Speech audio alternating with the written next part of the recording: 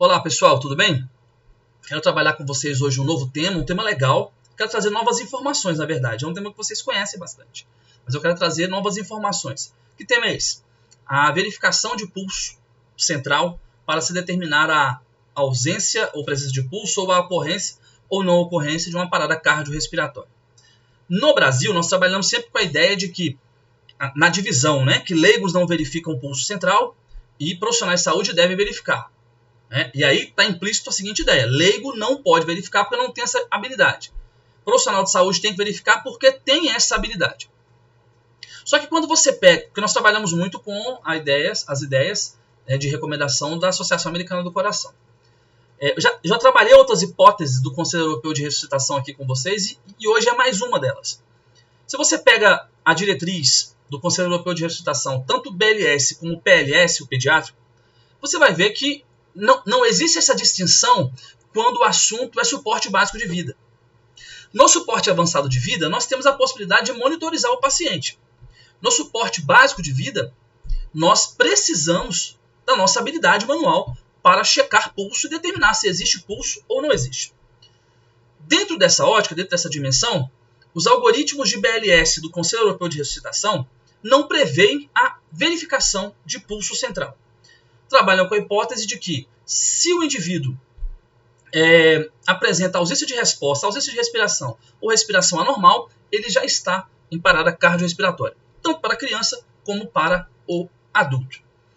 E aí alguém pode perguntar, mas por que está diferente? Por que é assim? E o ILCOR? O que o ILCOR recomenda? Depois eu até te oriento aí lá direitinho no ILCOR, lá no reconhecimento da parada, ou no reconhecimento de sinais de circulação, e ver direitinho a abordagem que o ILCOR traz a respeito disso. É mais ou menos da ideia de que, na ausência de algo que comprove uma prática mais precisa, não se deve recomendar a verificação de pulso carotídeo, ou de pulso braquial, ou de pulso central de maneira geral. A Associação Americana do Coração, baseada nos mesmos estudos, tudo bem, nos recomenda que profissionais de saúde devem verificar. O Conselho Europeu de Ressuscitação já não faz essa recomendação, e eu quero trabalhar alguns estudos, até citados pelas diretrizes, e outros a mais, que abordam justamente esse tema. Então, o nosso tema hoje é checagem de pulso central no suporte básico de vida. E o primeiro estudo que eu quero trazer para vocês é esse do Herbelli, de 96. Perceba que ele é um estudo um pouco já antigo, né? Então, o estudo de 96 ele é citado muitas vezes também. A partir disso, é um estudo que trabalha com um público heterogêneo. Então, é um público, esse EMT1, tá bom? Ou EMT1, melhor dizendo, né? EMT1 é um público de estudantes, tudo bem? Eles vão estudar para ser técnicos de emergência, tá bom? Mas não entraram no curso ainda, mas foram treinados com, pelo menos, BLS. O EMT2 são técnicos de emergência, o PM1 são paramédicos estudantes com mais de um ano de curso, e o PM2 são paramédicos já formados, já fizeram todos os dois anos previstos da formação dessa categoria de paramédicos. E aí a gente percebe que e aí, o que dá, né? Essa habilidade de verificação de pulso central nesses indivíduos. A gente percebe aqui, de 59, uma sensibilidade de 90%, numa seguinte situação. O que vai dizer essa nossa sensibilidade? Numa situação em que o indivíduo sabidamente não tem pulso. Sabidamente ele não tem pulso. Como é que está a habilidade desses profissionais para identificar realmente essa ausência de pulso? E aqui nós estamos vendo uma sensibilidade de 90% até alta, porque 6 dos indivíduos não conseguiram determinar que o pulso estava ausente. Sabidamente ele estava ausente, mas eles não conseguiram determinar que o pulso estava ausente, o que dá uma sensibilidade de 90%. Tudo bem? A especificidade é mais baixa, 55%. O que vai dizer essa especificidade para a gente? Onde sabidamente o indivíduo tem pulso, tá bom? Onde sabidamente o indivíduo tem pulso, qual é a precisão do profissional em atestar aquilo, que ele de fato tem pulso? E aí caiu.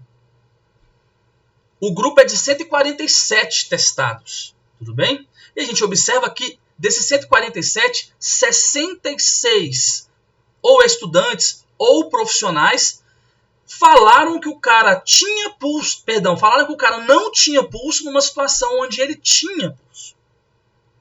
Percebe que começa a ter deficiência de precisão.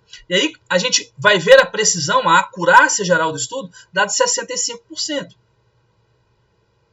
Ou seja, a gente tem erros recorrentes na análise de verificação de pulso para determinar se o indivíduo tem ou não uma parada cardiorrespiratória.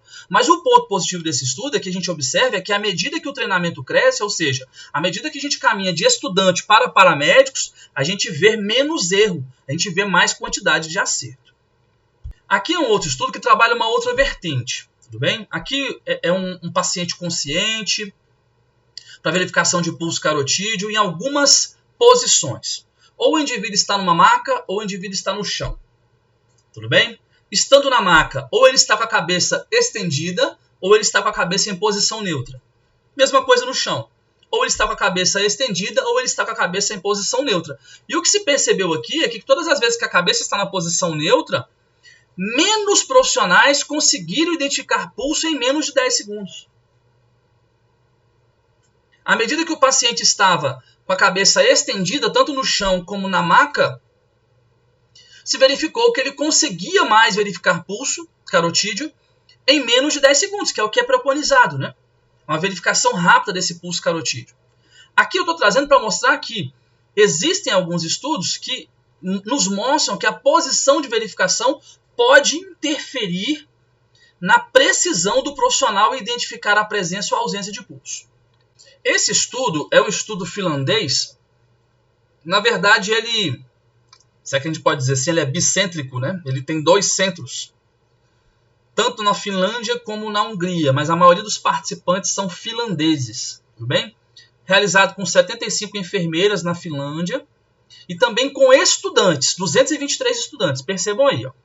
E aí, pessoal, aqui o resultado negativo ele é alarmante nesse estudo especificamente. Por quê?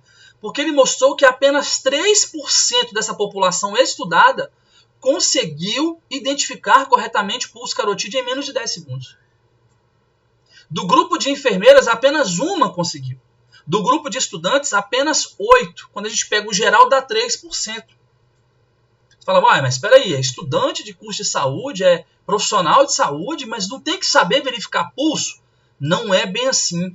A gente vê, mesmo na prática, a gente está vendo aqui testes, tudo bem? Situações controladas, testes, em que os indivíduos estão falhando. E a gente vê isso na prática também muitas vezes. Grandes dificuldades em verificar se há ou se não há pulso presente. Esse estudo aqui nos mostra uma sensibilidade, ou seja, aquela situação onde o indivíduo não tem pulso,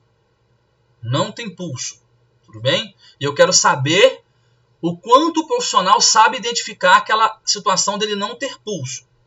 E aí mostrou uma sensibilidade de 0,86, ou seja, 86%. É como se 100 profissionais tivessem feito, tudo bem? Tivessem feito e 86 tivessem acertado. Isso, a grosso modo falando. Ok, beleza. E você fala assim, mas 86 é um número alto, mas perceba que a gente tem um número aí de profissionais que não sabem identificar que aquela vítima está sem pulso, ou seja, está na parada cardíaca, e aí pode atrasar os procedimentos de reanimação. Quando a gente pega a especificidade desse estudo, é de 64%, de 0,64. Isso vai nos dizer o quê? Naqueles indivíduos que têm pulso, ele foi testado lá, ele tinha pulso. Daqueles indivíduos, uma boa parte disse que ele não tinha pulso.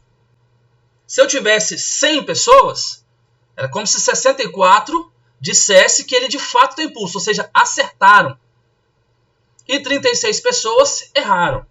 Então a gente percebe que não tem tanta precisão esse estudo. Mas aqui é em relação a esse estudo. Mas é mais um mostrando que não tem tanta precisão assim, mesmo entre profissionais de saúde. Aqui é mais um estudo de um mesmo autor, e mais uma vez, é o mesmo autor do estudo anterior, e mais uma vez em crianças, tudo bem? Mostrando uma sensibilidade, especificidade, uma sensibilidade mais baixa, mas especificidade mais alta. Aqui na sensibilidade é como se o indivíduo não tendo pulso e 100 pessoas fossem fazer a verificação, somente 76 acertaram.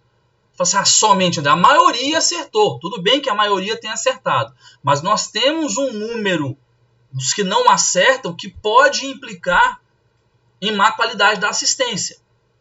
É isso que essa acessibilidade nos diz. E a especificidade de 0,79%, 79%. Perceba que aqui a especificidade subiu um pouco em relação ao anterior. Mais uma vez, na especificidade o indivíduo tem impulso. E eu quero saber se os profissionais sabem reconhecer isso. Se eu tivesse 100 testando, 79 acertaram. E aí 21 erraram.